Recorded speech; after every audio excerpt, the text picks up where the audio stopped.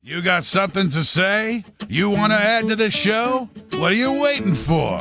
Don't just sit there. Say something. Now, back to the studio with Rod. Welcome back for overtime, everybody. It'll be a shorty. And this tweet's a shorty because we only had 3 live guests today.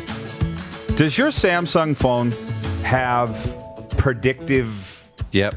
I guess it's autocorrect or predictive. Kind of, yeah. Like I almost threw my phone through the wall here because I'm tweeting, who's Tuesday's Rockstar of the Day for Rockstar Supply Chain Salute? And it came up, Supply Chain Absolutions. No! That's not what I want. And it's never ducking. I'm never typing ducking.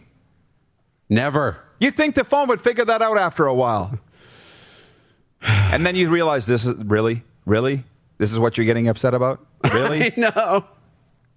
Talk about first world problems. Why is this thing not as smart as I am? Talk about first world problems. But I'm going to tell you something right now. I'm putting this down. I'll finish tweeting it later.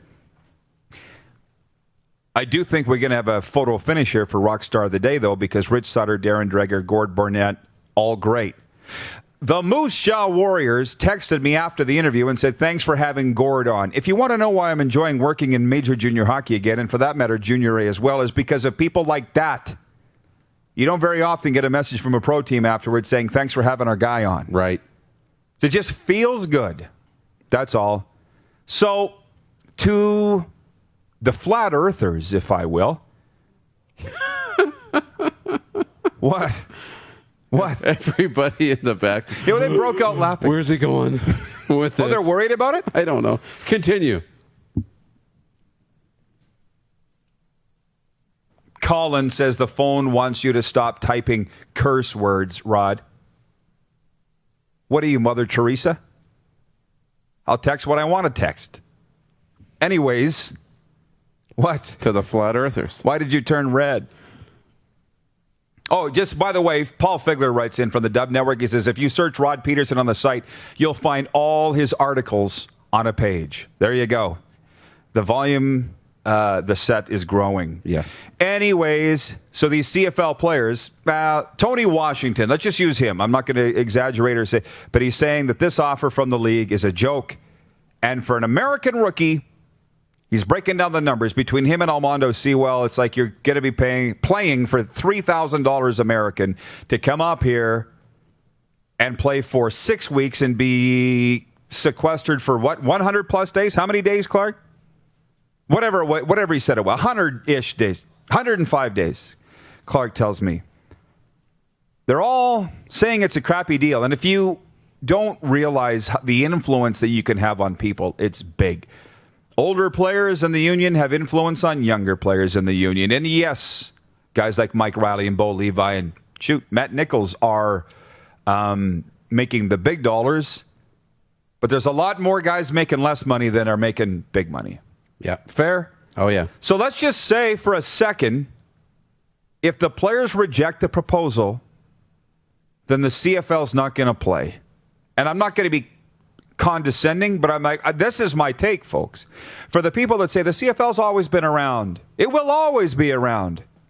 CFL hasn't missed a season since the early 1940s, and that had to do with complications with World War II. In the 1910s, we looked this up. They didn't play because of lack of interest in Eastern Canada. Nothing's changed.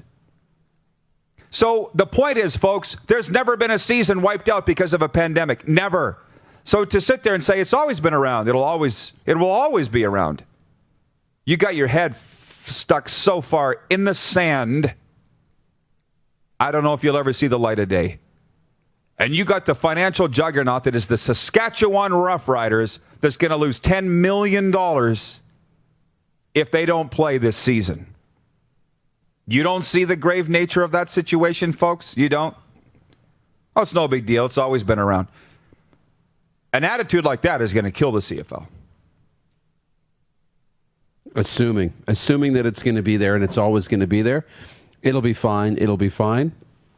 That's what you do to any problem. It'll be fine. It'll be fine. That lump on my hip, it'll be fine. It'll go. Why would I go to the doctor? It'll go away. It'll go away. So what if the engine's rattling? Turn up the radio. Keep going. And by the time you go to get it fixed, it's too late. And it's either really expensive or it's past the point of no return. So it's a very interesting time right now, for sure. Sorry. No. Jeff, the Stamps fan, says $3,000 all in or per game? Jeff, he's talking for the whole 6-game season, $3,000 US.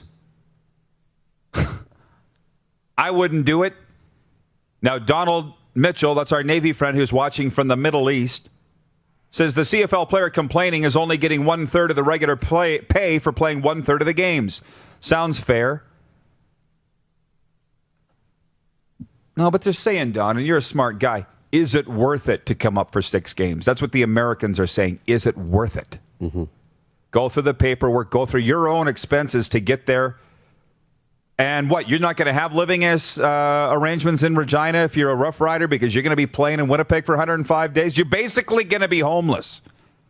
You're going to be a homeless person for 105 days. Where are we going to send the check because you don't have an address?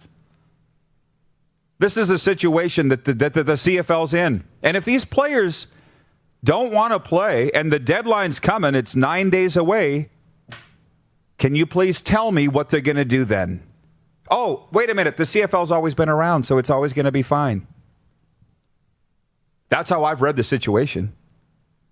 Yeah, it's such an interesting situation when you look at all of the financial implications. But at the same time, it's good. The players have a lot to gain from playing, not just financially either. There's a lot to gain from playing. I mean, the personal branding, the exposure, the solidifying a spot on an organization. One guy's willing to play and one guy's not. And that guy plays and he does well and the coaches love him. They just want to bring him back. They want to find room for him. So for a lot of guys, this is going to be about making an investment in your future. To get a spot on a team, get yourself in there, show you can play, make an impact, and all of a sudden you're going to be so valuable next year and the year after that a guy who says maybe I'm not going to play might never get that opportunity again. So there's that other side to look at it too. It's going to be up to each individual player, that's all. For sure, it's a risk. And the guy here, Jeff the Stamps fan, says no one has that attitude. Really? That's not what I'm hearing from Ralph earlier or you, Jeff. And you said, well, this is all COVID related. So if it wasn't for COVID, we wouldn't be having these problems. Yep. And if my aunt had nuts, she'd be my uncle. We can talk about, but that's the situation that they're in. They've never faced a bubble city concept before or playing a third of a season. What do you mean? I just feel like I'm beating my head against the wall. And again, why am I arguing it? Why? I don't want to fight about it. They'll figure it out because the CFL's always been around and it always will be. Right. What's up tomorrow? Justin Dunk of 3downnation.com. Robert Witchell of the Jays Care Foundation. The Blue Jays reached out last week and said, hey, don't forget about us. We know you're cheering for the Wyverns in the Korean Baseball League, but can we come on? Yes. So the Blue Jays are going to have somebody on tomorrow. CFL great Drew Tate, who the last he was on the BC Lions staff, I think just as recent as last year. We'll get an update from Drew Tate. Iowa great. And Calgary Stampeders chief punk, Ryan Ballantyne, blogger, podcaster. Hey, he and I don't tend to... Me and anybody from Calgary don't seem to see eye to eye. It happens. It happens. Lean into it. Always got to be a villain. We'll see you tomorrow at 10 a.m. Mountain right here on Game Plus TV Network and Facebook Live. You're watching Rod Pedersen On Demand. For more of The Rod Pedersen Show, visit rodpedersen.com or follow Rod Pedersen on social media.